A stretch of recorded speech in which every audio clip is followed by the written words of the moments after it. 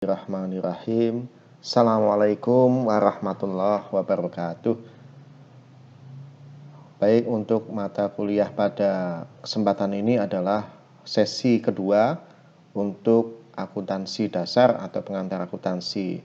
Sesi 2 pokok bahasanya adalah konsep entitas. Ya, Bapak Ibu, ini adalah konsep entitas. Jadi dasar kita mempelajari akuntansi dalam sebuah bisnis perusahaan, kita banyak nanti akan terkait dengan bahasa-bahasa seperti ini.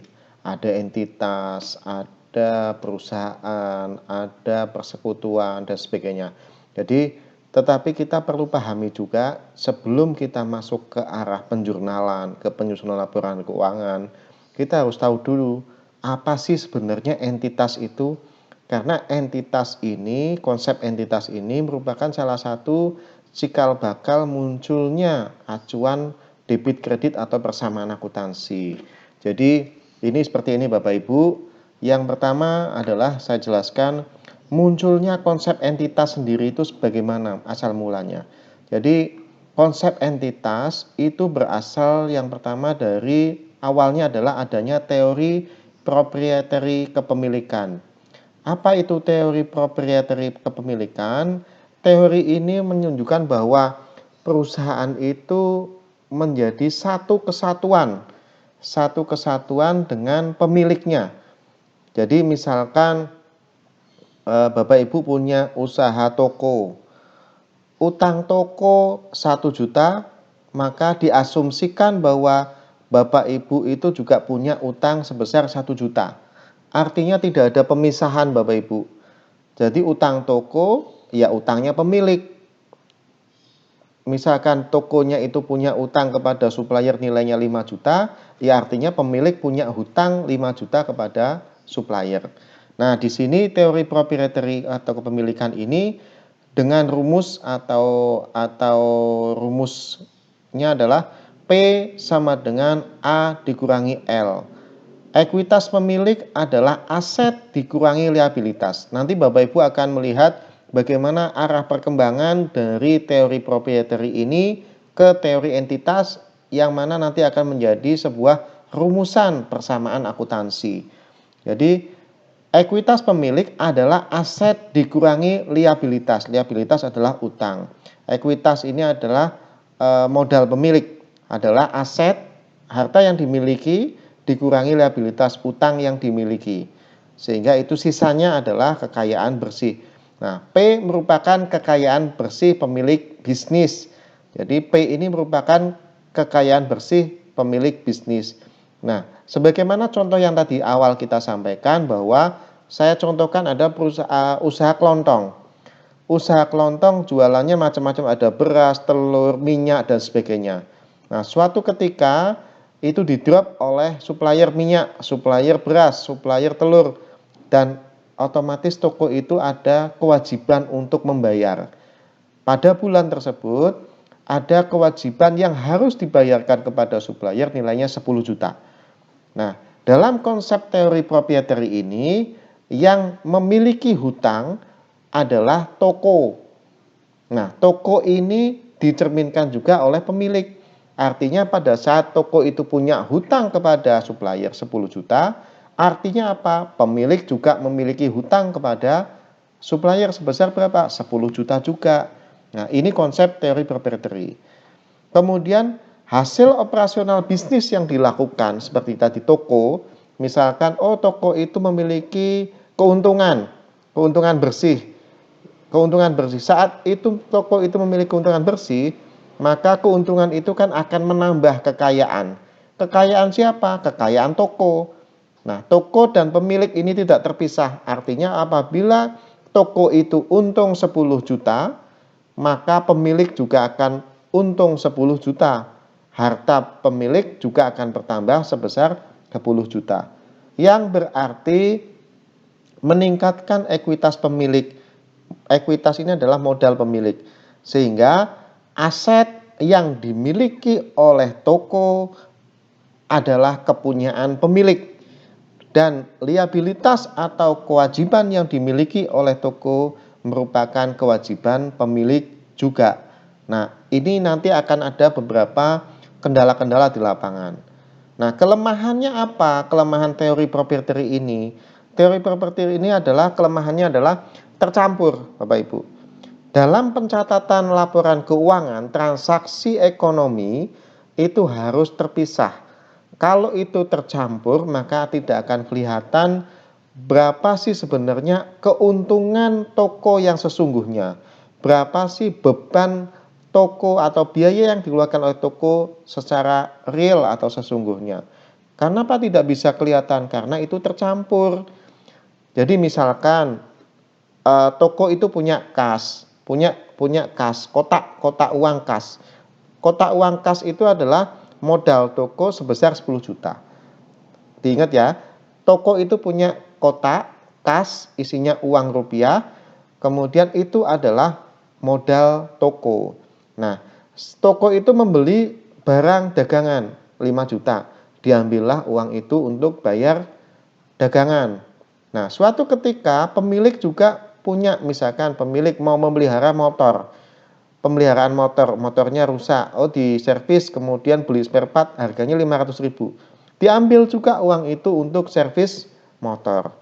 Nah, servis motor itu kan tidak ada kaitannya dengan operasional toko. Paham ya maksudnya? Jadi toko dan orang itu menjadi satu, uangnya tercampur. Sehingga pada saat kita nanti akan melihat berapa sih sebenarnya keuntungan toko yang real dikurangi dengan biaya-biaya yang digunakan untuk operasional toko, bukan operasional pemilik, itu akan sulit teridentifikasi. Sehingga kelemahan teori proprietary ini adalah tercampur. Nah, contoh-contoh usaha yang menggunakan awal teori proprietary ini adalah usaha perorangan. Karena ini memang pembukuannya sangat sederhana, usaha dagang, usaha jasa yang sifatnya adalah sangat-sangat simpel, sangat sederhana dan hanya milik perorangan. Jadi ini cikal bakal munculnya konsep entitas.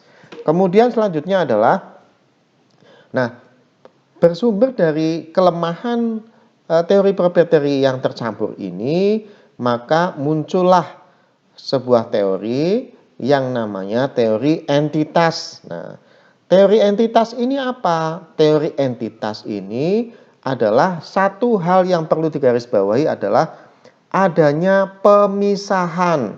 Jadi teori entitas ini adalah adanya pemisahan antara kepentingan pribadi pemilik dengan kepentingan perusahaan. Jadi sudah ada dua organisasi ini. Jadi kalau misalkan saat yang tadi teori proprietary itu adalah campur, maka di teori entitas ini dilengkapi dengan adanya pemisahan, adanya kepentingan pribadi dengan kepentingan perusahaan. Sehingga yang tercatat di dalam laporan keuangan perusahaan hanyalah ke operasional perusahaan. Seperti tadi saya sampaikan, apabila ada servis motor punya pemilik, apakah itu dicatatkan sebagai biaya perusahaan? Tidak. Itu di luar konteks transaksi yang dilakukan untuk operasional perusahaan.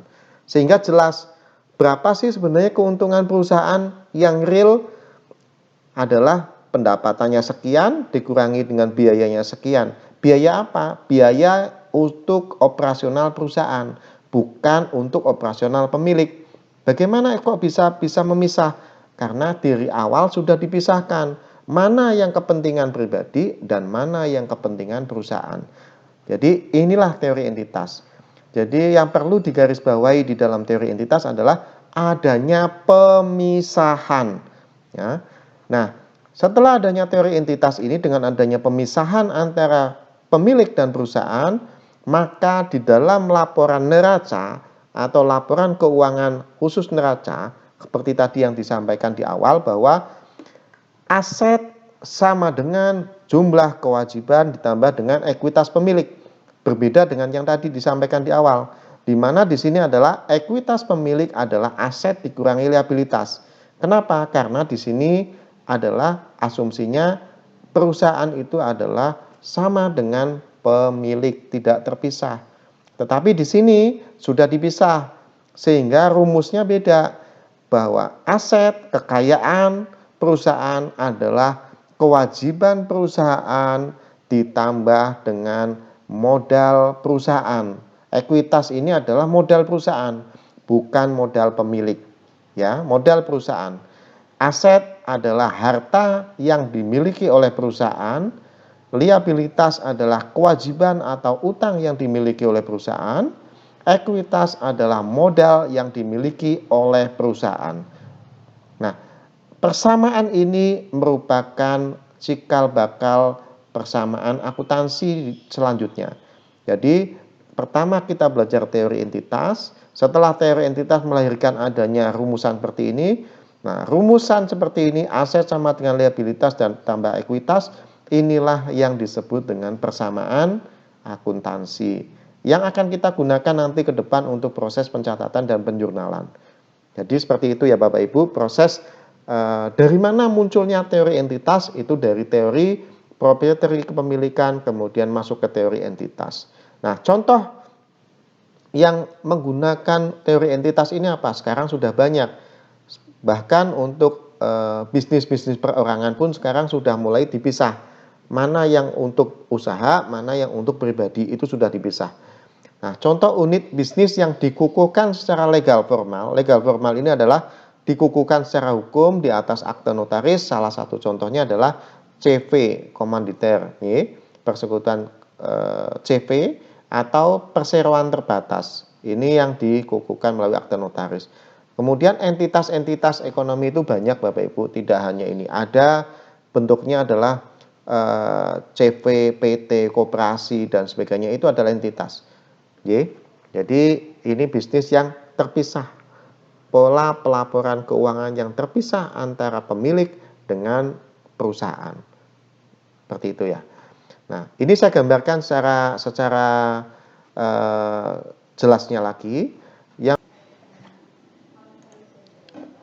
Baik Bapak Ibu, jadi kita bisa gambarkan bagaimana konsep entitas yang sesungguhnya adalah seperti ini. Jadi misalkan ada seorang perempuan bernama Anjani. Kemudian Anjani ini punya perusahaan yang bernama CV Anjani. Ya Bapak Ibu, jadi ini pemiliknya, ini adalah perusahaannya. Nah, Anjani ini kita mulai dari depan sebentar. Nah, ini adalah Anjani, ini CV Anjani, ini perusahaannya Anjani.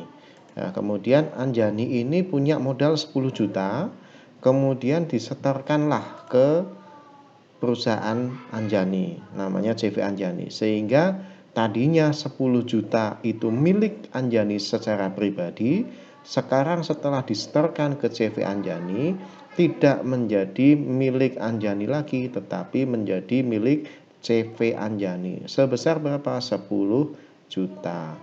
Seperti itu. Nah, jadi seperti ini konsepnya. Sehingga CV Anjani ini adalah bentuknya salon kecantikan. Kemudian pada saat ini dimasukkan modal berupa uang cash, uang tunai sebesar 10 juta, maka harta salon CV Anjani akan bertambah sebesar 10 juta. Nah, kemudian posisi Anjaninya ini sebagai apa? Karena Anjani ini sebagai pemilik, maka di dalam perusahaan CV Anjani ini ada nilai kepentingan Anjani sebesar 10 juta. Sehingga harta salon Anjani itu 10 juta. Nah, posisi Anjani di sini sebagai apa? Dia punya kepentingan sebagai pemilik, tetapi bukan pemilik uangnya. Uangnya sudah menjadi milik perusahaan. Anjani di posisi perusahaan ini hanya memiliki kepentingan bahwa perusahaan ini milik beliau, tetapi pencatatannya sudah terpisah.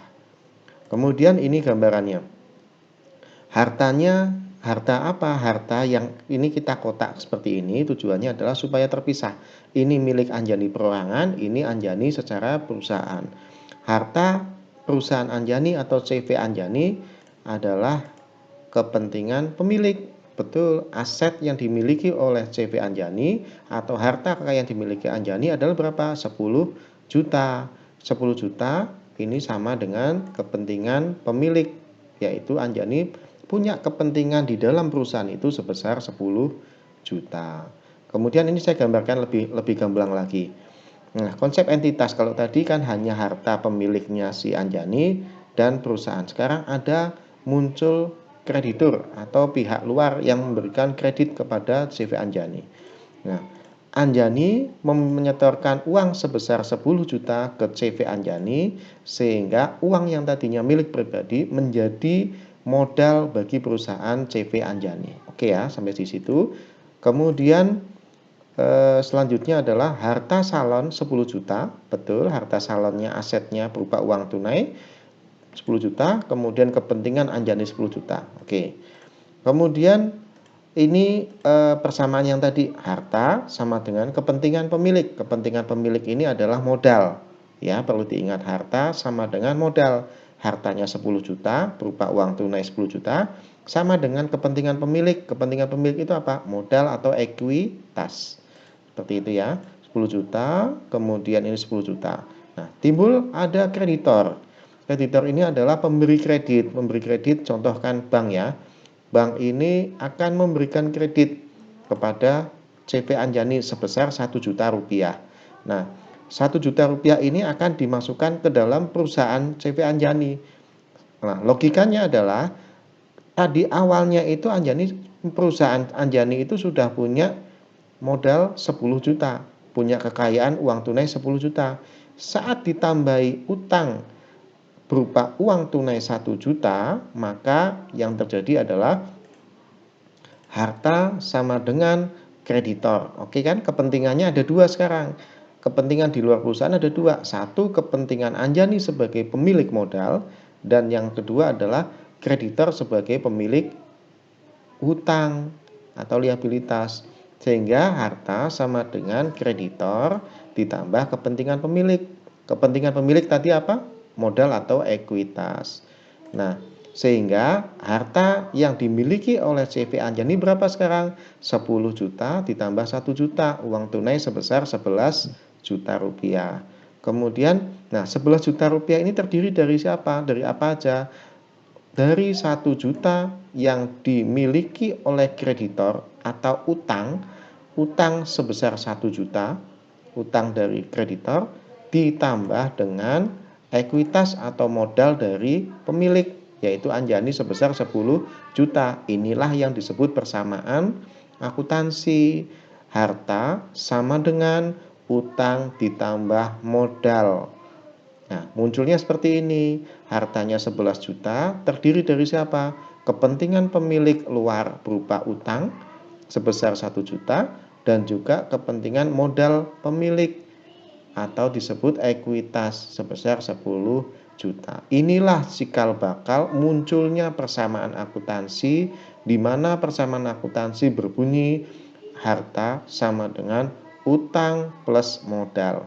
Jadi ini saya uraikan dulu dari awal, dari sejarahnya, dari teori proprietary kepemilikan, kemudian masuk ke teori entitas, kemudian baru muncul. Kenapa kok bisa muncul adanya persamaan akuntansi? Itu dari mana? Dari teori entitas. Demikian ya Bapak Ibu, semoga ini bisa menjadi gambaran secara jelas. Nanti kalau ada yang belum jelas bisa kita perjelas di saat pertemuan. Demikian, terima kasih. Assalamualaikum warahmatullahi wabarakatuh.